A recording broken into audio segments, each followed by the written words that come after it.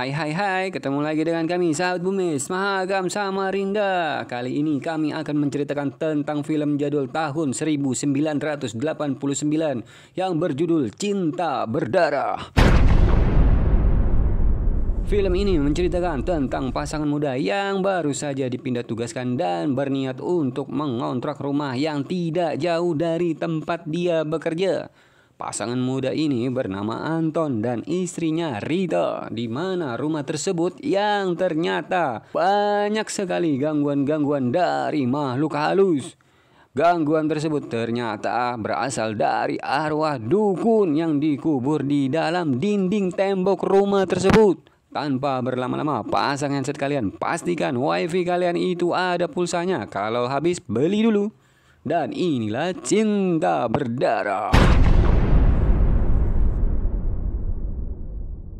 Kisah diawali yang mana pemilik rumah ini bernama Pak Darman. Pak Darman sedang menceritakan dirinya bahwa wajah dan sebagian tubuhnya yang rusak itu karena dulunya dirinya pernah terkena semacam cairan asam sulfur di tempat kerjanya yang dahulu. Singkat cerita, sebelum serah terima kontrak rumah yang akan disewakan, Pak Darman meminta izin terlebih dahulu untuk pergi ke gudang bawah tanah untuk mengambil barang yang tertinggal, ujar si Pak Darman.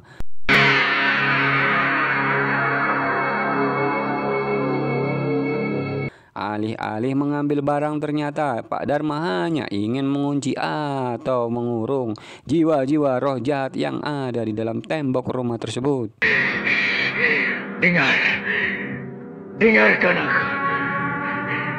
Dengarkan aku, roh-roh yang melayang, roh yang sengsara, kalian,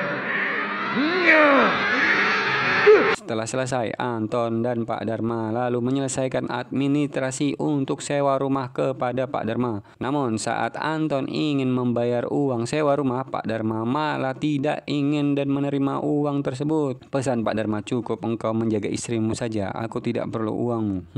Keesokan paginya terlihat Inem yang sedang ingin pergi bekerja. Inem adalah bekas pembantu Pak Darma yang mana sekarang lanjut bekerja bersama Anton di rumah itu. Lalu Inem diperingati oleh suaminya agar hati-hati dan waspada karena suaminya takut terjadi sesuatu yang tidak ingin terjadi ke depannya. Inem pun menimpal agar dirinya tidak usah khawatir. Scene lalu berganti yang mana terlihat Anton sedang bertanya-tanya tentang siapa sebenarnya Pak Darma itu kepada kepala desa di sana. Di mana kepala desa itu menceritakan bahwa dulu Darma hidup bersama istrinya yang bernama Maharani dan kakak iparnya yang bernama Mahendra di rumah itu. Dan istrinya Pak Darma yang mana adalah adiknya Mahendra itu sendiri malah dibuatnya sebagai pemuas nafsu syahwat oleh Mahendra yang menyerupai perilaku binatang hingga membuat Pak Darma marah besar. Pengikut setan, sungguh bijak. Terserah apapun pendapat Kakak Hendra. Singkat cerita, Rita yang saat itu sedang sendirian di dalam rumah lalu mendengar suara kucing kesayangannya yang terdengar sangat aneh. Lalu Rita mencoba untuk mengambilnya. Tiba-tiba, apa kerjamu di situ?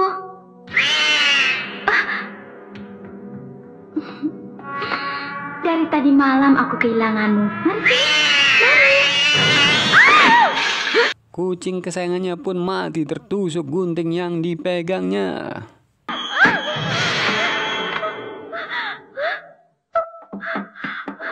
Rita, ada apa? Lalu saat Inem membersihkan bangkai kucingnya, darah yang ada di lantai itu pun tiba-tiba menghilang seperti ada yang mencoba menghisapnya. Dan saat Rita kembali ke dalam gudang itu yang berniat untuk membersihkan gudang, dia pun mulai diganggu mentalnya dengan bisikan-bisikan aneh.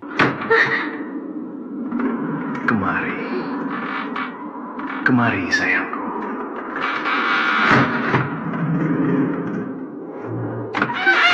Rita, aku di sini.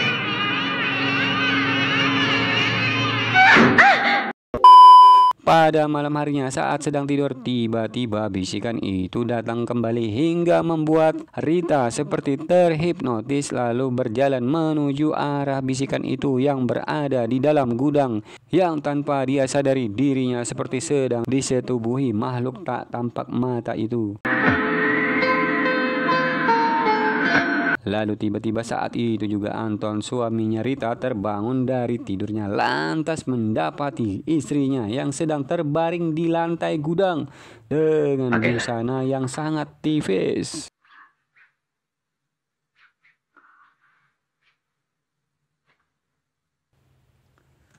Tidak lama dari kejadian itu, pasangan suami istri ini pun saling bertengkar dikarenakan Anton mencurigai Rita yang tiba-tiba terbaring di gudang sendirian tadi. Pencuri? Siapa tahu? Bukan pencuri yang kau cari. Apa maksudmu? Tidak ada yang harus kau curigai. Aku sendiri tidak tahu bagaimana aku tiba-tiba ada di gudang padahal sebelumnya aku tidur bersamamu di kamar. Aku kira aku bermimpi.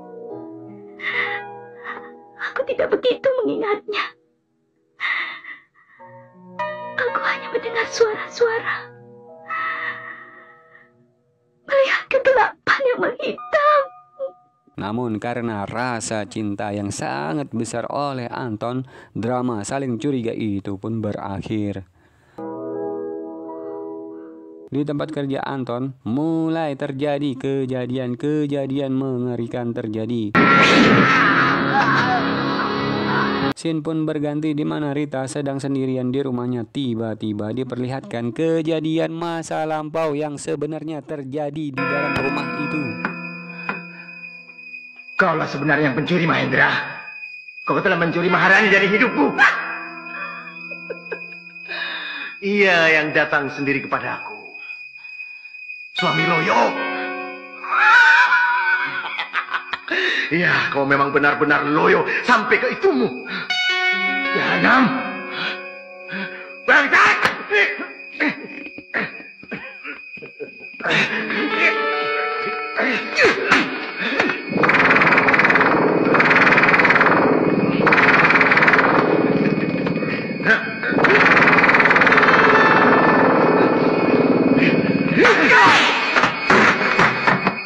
Cetek. Ilmumu belum apa-apa. Seperti juga kelelakianmu, tidak ada apa-apanya. Itulah sebabnya Maharani datang kepadaku. Kau manusia bejat. Dia kan adik kandungmu sendiri. Apa bedanya? Dia butuh dan aku ingin. Kau manusia jahanam. Kau berdaya dia dengan ilmu hitammu yang terkutuk. Itu syarat kesempurnaan kekuatan ilmu gaibmu. Dan hati yang bejat.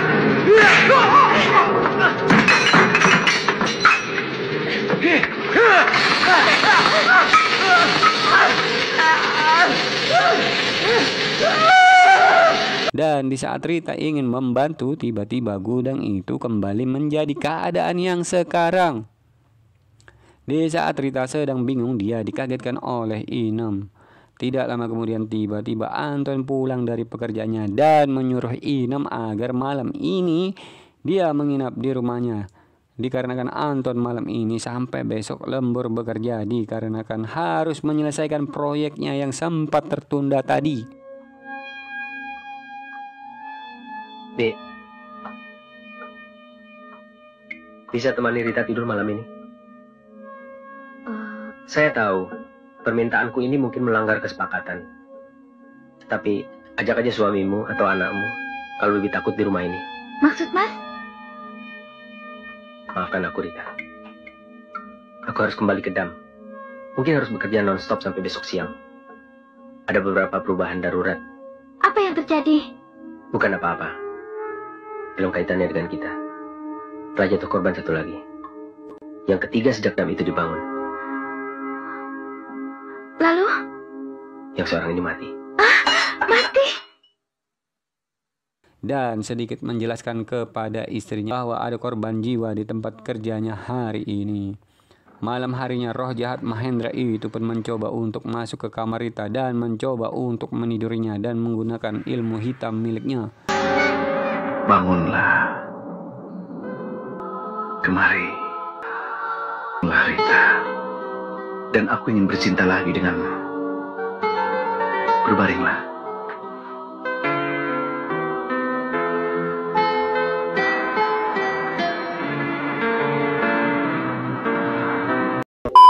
Dan pagi harinya Rita pun terbangun dengan perasaan kaget melihat dirinya compang-camping di atas ranjang tidurnya. Setelah kejadian itu, Rita mencoba untuk membongkar tembok yang retak itu yang membuatnya penasaran selama ini. Namun tiba-tiba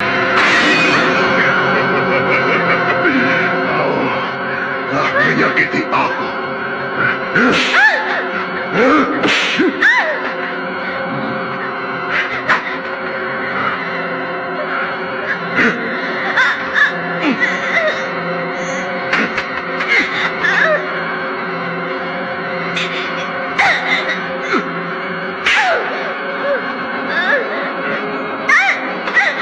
roh jahat itu terus menyakiti Rita hingga membuat Rita tak berdaya dan pingsan saat itu juga.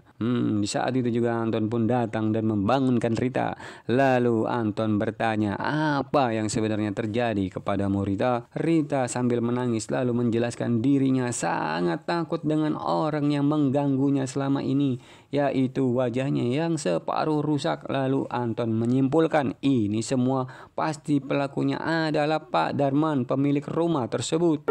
Dia mengerikan sekali dengan wajahnya rusak sebelah.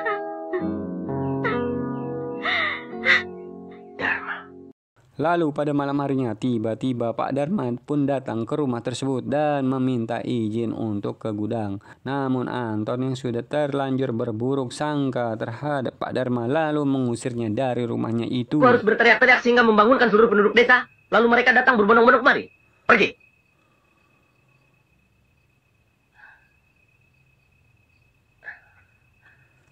Lalu di saat mereka sedang tidur, roh cabul itu pun mulai datang mengganggu kembali yang seakan-akan Rita masuk dalam pengaruh ilmu hitamnya sehingga membuat Rita hanyut dalam kegelapan.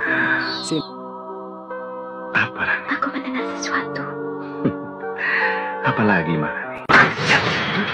Biadab! Kalian penjinah terkutuk. Sudah kuperingatkan Mahendra. Aku akan kembali. Terimalah ini. Tidak, tidak. Jangan. Rita. Jangan. Rita. Jangan, Mahendra. Ini aku suamimu, Anton. Kau suami terkutuk. Kau rusak wajah kekasihku. Kau suami kejam. Biadab. Rita, sadar Rita. Sadar. Berganti di mana Pak Darma yang sedang berada di makam gurunya dan meminta ridho kekuatan agar bisa mengalahkan roh jahat Mahendra yang belum benar-benar mati dari alam dunia ini. Gurumu yang kau bunuh. Dan aku dengan roh gurumu akan... Apa ini?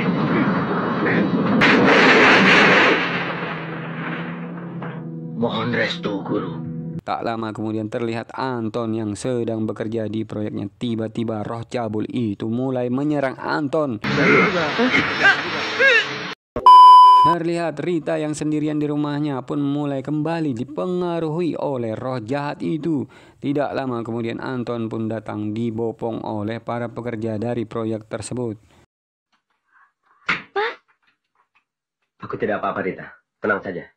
Setelah dokter dan para pekerja lainnya kembali ke proyek, roh bejat itu kembali mempengaruhi Rita dan roh itu mengatakan bahwa lebam di dadanya Anton itu adalah ulahnya. Lalu dia membawa Anton ke dalam gudang untuk diambil jantungnya.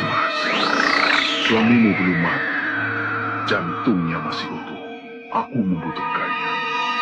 Waktunya, Rita. Waktunya sudah tiba. Ayo.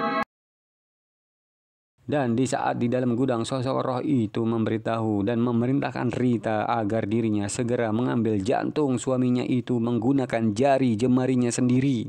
Dan setelah itu menyuruhnya menaruh jantung tersebut di antara tulang belulang rusuk diri Mahendra yang telah menjadi tulang. Dengarkan. Jantung suamimu, Rita. Ambil dan letakkan di antara tulang-tulang rusukku. Lalu darahnya yang segar Oleskan dari ujung kepala sampai ke ujung kakiku. Faham? Dan tiba-tiba Anton pun terbangun dari pingsannya dan mencoba melawan roh iblis itu. Namun Anton bukanlah tandingannya. Dan di saat Rita dalam pengaruh yang dirinya tidak bisa menolak untuk mengoyak dadanya Anton, tiba-tiba Pak Dharma datang untuk membantu mereka dan menyuruh mereka berdua pergi dari sana secepatnya. Siapa yang mau ikut campur? Aku datang menjemputmu, Mahendra.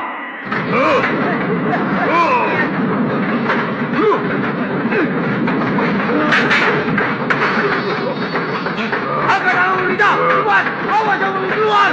Lalu Pak Dharma dan Roh Mahendra pun saling adu kesaktian karena sepertinya mereka ini adalah satu seperguruan yang sama.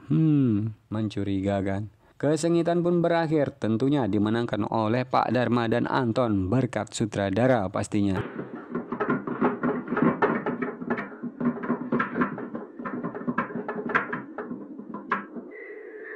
Allahu Akbar, Allahu Akbar. Ya Tuhan, hanya kepada aku pelindung dari godaan syaitan yang terkuat. Allahu Akbar.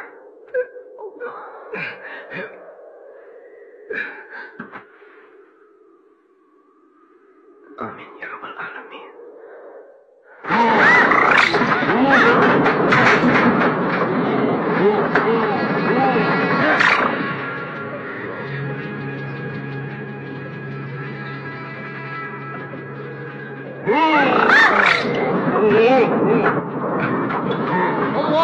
Akbar.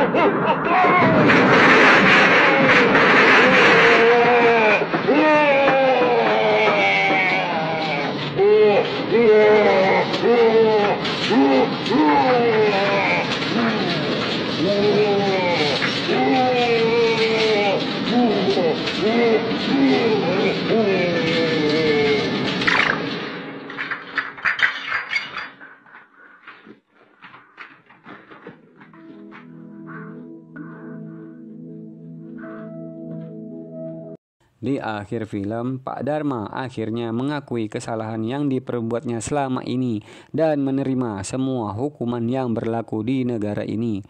Tamat. Pesan bisa diambil dari film ini adalah gunakanlah karunia yang diberikan kepadamu sebaik mungkin dalam kebaikan dan jangan jadikan dendam sebagai jalan terakhirmu.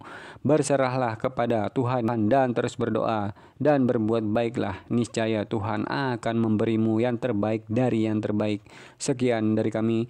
Mohon maaf atas kekurangan dan kesalahan dari kami. Wassalamualaikum.